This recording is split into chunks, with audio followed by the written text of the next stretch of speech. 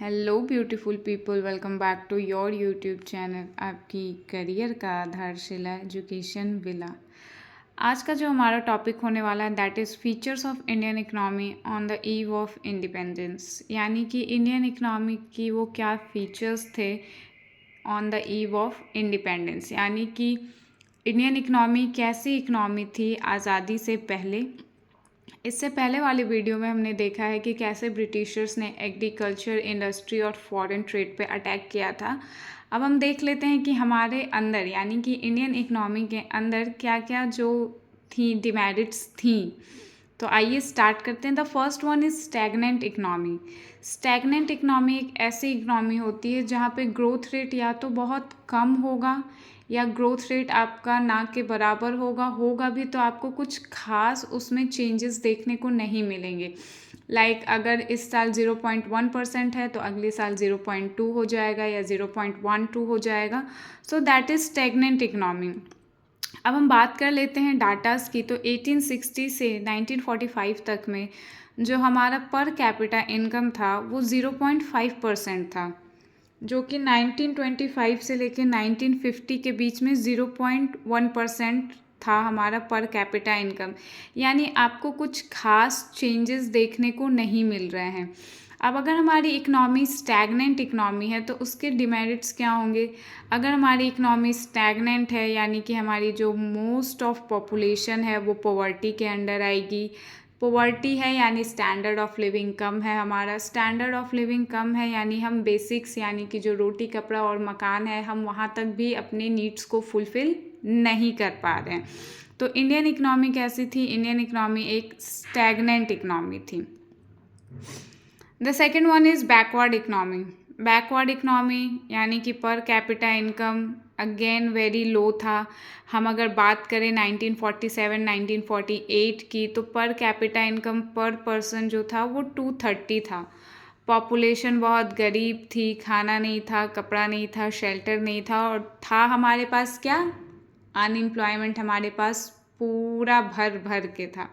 तो हमारी इकनॉमी जो थी एक बैकवर्ड इकनॉमी थी। हम अपने बेसिक नीड्स को भी फुलफ़िल नहीं कर पा रहे थे। अनएम्प्लॉयमेंट एक बहुत बड़ा चैलेंज बना हुआ था इंडियन इकनॉमी के लिए at the time of independence.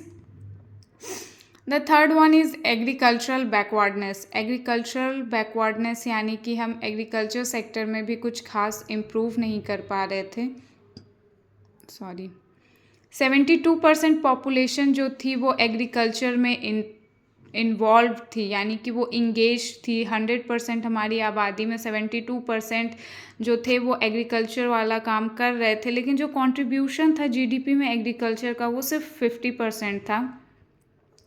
जो हमारा पर हेक्टेयर आउटपुट था वीट का दैट इज़ 660 kg, और राइस का जो था वो दैट इज़ 710 kgs, जो कि सफिशिएंट नहीं था हमारी इतनी बड़ी आबादी का पेट भरने के लिए। फूड ग्रेन्स में हम लोग 1947-1948 में 527 लाख टन थे, यानी कि हमारे पास खाने की बहुत कमी थी। और जब हम आगे अपना पढ़ेंगे हमारा जो फूड सिक्योरिटी सिस्टम आया या इंडिया ने जो एलपी लिबरलाइजेशन, प्राइवेटाइजेशन, ग्लोबलाइजेशन का जो कॉन्सेप्ट लाया वो क्यों आया, तो हमारी जो एग्रीकल्चर थी वो बहुत ही ज़्यादा बैकवर्ड थी। The next one is industrial backwardness. अब बट ऑब्वियस सी बात है कि अगर इंडिया में एग्रीकल्चर ही डेवलप नहीं है तो हम कैसे एक्सपेक्ट कर सकते हैं कि जो हमारी इंडस्ट्री होगी वो बहुत ज़्यादा डेवलप्ड होगी। हमारी जो इंडस्ट्री थी वो भी कुछ ज़्यादा डेवलप नहीं थी। हमारे पास बेसिक और हैवी इंडस्ट्री यानी कि हमारे पास बेसिक इंडस्ट्रीज़ ही नहीं थे, तो हम हैवी इंडस्ट्री या other type of medium industry की तो हम एक्सपेक्टेशन कर ही नहीं सकते थे। Production of machine was almost negligible, यानी कि हम मशीन से कोई भी प्रोडक्ट बनाने के लिए वी आर नॉट रेडी, क्योंकि इंडिया जो है एक लेबर इंटेंसिव टेक्निक को अपनाती है, यानी जहाँ लोग हाथ से काम करना पसंद करते हैं। तो मशीन का यूज़ तो हम लोग ऑलमोस्ट नहीं ही करते थे या बहुत ही ज़्यादा कम करते थे। Small scale cottage industry were almost ruined. जो हमारी स्मॉल स्केल कॉटेज इंडस्ट्री थी लाइक इंडियन हैंडीक्राफ्ट्स, जिसके अंडर आता था उसको एकदम ख़त्म कर दिया गया था, या वो एकदम ख़त्म होने के कगार पे थी due to British rulers.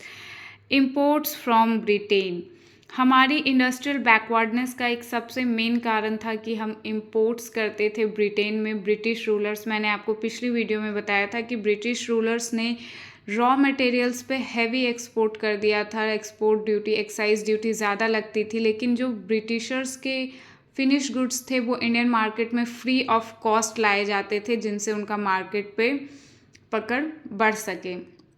The next one is rampant poverty, यानी कि हमारे पास कुछ हो ना हो, रोटी कपड़ा मकान हो ना हो, हमारे पास गरीबी उस टाइम पे भरपूर मात्रा में थी। Population was poor, not getting food meals a day, wide spread unemployment and illiteracy.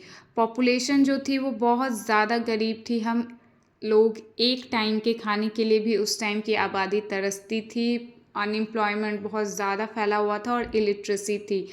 There is a difference between literacy and education. Illiteracy means आप कुछ नहीं जानते, लिटरेसी मीन्स आप पढ़ना लिखना इतना जानते हैं। एजुकेशन तो खैर बहुत ही ऊपर क्वालिटी की चीज़ हो गई, तो लोग लिटरेट भी नहीं थे तो एजुकेट तो क्या ही होंगे उस टाइम पे। Next one is poor infrastructure, हमारा जो इंफ्रास्ट्रक्चर था वो बहुत ही ज़्यादा पुअर था। शहर टू शहर कनेक्टिविटी छोड़िए, गांव टू गांव कनेक्टिविटी भी हमारी बहुत लो थी। इंफ्रास्ट्रक्चरल डेवलपमेंट वाज एक्सट्रीमली लो।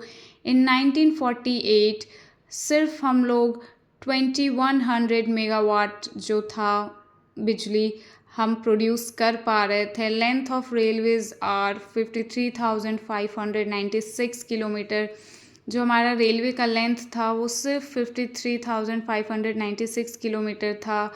पूका रोड कवरेज वाज 155,000 किलोमीटर, यानी कि हम इंफ्रास्ट्रक्चर में भी बहुत ही लो थे, बहुत ही ज़्यादा बैकवर्ड थे। The next one is heavy dependence on imports, हमारा जो डिपेंडेंस था वो इम्पोर्ट्स पे ज़्यादा था, क्योंकि हम मशीन्स जो थे वो लेकर आते थे ब्रिटेन से ताकि हम अपना प्रोडक्शन बढ़ा सके। हमारी जो आर्म फोर्स थी वो भी फॉरेन डिफेंस इक्विपमेंट्स पे ही डेवलप थी। वो फॉरेन इक्विपमेंट्स पे ही उनका जो था आश्रय था, यानी कि हमारे पास अपना कुछ भी नहीं था। On the eve of independence हम सिर्फ इम्पोर्ट्स कर रहे थे, चीज़ों का हम इम्पोर्ट्स कर रहे थे, फूड का हम इम्पोर्ट्स कर रहे थे, इक्विपमेंट्स का हम इम्पोर्ट्स कर रहे थे, मशीनरी का। The next one is goods imported from abroad, उसी का पार्ट है कि हम गुड्स जो है वो एब्रॉड से इम्पोर्ट कर रहे हैं। जैसे हम swing machines, medicines, kerosene oils, bicycles, ये भी हम इम्पोर्ट कर रहे हैं। हम ये भी अपनी कंट्री में बना नहीं पा रहे थे एट दैट टाइम। उसके बाद था limited urbanisation. Urbanisation is a situation when population जो है वो बेटर लाइफ अपॉर्चुनिटी के लिए रूरल एरिया से अर्बन एरिया में शिफ्ट करती है। तो 1948 की अगर हम बात करें तो सिर्फ 14% पॉपुलेशन जो था वो हमारा अर्बन एरिया में था। 86% पॉपुलेशन हमारा उस वक्त रूरल एरिया में रहता था, लीव करता था, सर्वाइव करता था।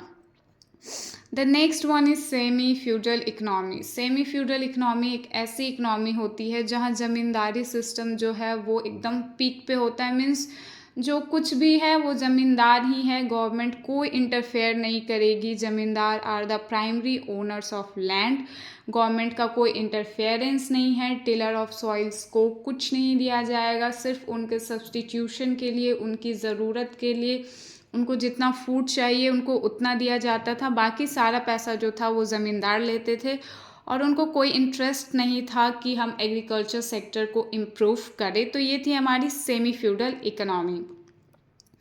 उसके बाद है colonial economy. Indian economy exploited for the benefit of British economy. Colonial economy, मैंने आपको बताया था कि इंडिया जो है वो एक कॉलोनी बन गई थी ब्रिटिशर्स के लिए, जहाँ ब्रिटिशर्स रूल करते थे और जो इंडियंस थे वो उस रूल के थ्रू एक्सप्लॉयट होते थे। अब कैसे थी colonial economy? Heavy export duty, Indian handicrafts पे हैवी एक्सपोर्ट ड्यूटी लगाई गई और जो हमारी इंपोर्ट ड्यूटी थी ब्रिटिश गुड्स पे वो एकदम ख़त्म कर दी गई, सस्ती कर दी गई या फ्री कर दी गई। तो इंडियन क्राफ्ट पे जब हमने ब्रिटिशर्स ने हेवी एक्सपोर्ट ड्यूटी लगाई तो उसके कॉन्सिक्वेंसेस क्या हुए। इंडियन हैंडीक्राफ्ट ने इंटरनेशनल मार्केट में अपनी वैल्यू को लूज़ करना शुरू कर दिया और ब्रिटिश गुड्स जब इंपोर्ट फ्री ड्यूटी के साथ इंडिया में आए तो उन्होंने मार्केट में स्प्रेड करना शुरू किया, एक्सपेंड करना शुरू किया हमारे इकोनॉमिक मार्केट को। तो ये था हमारा features of Indian economy on the eve of independence. I hope आपको आज का वीडियो पसंद आया होगा।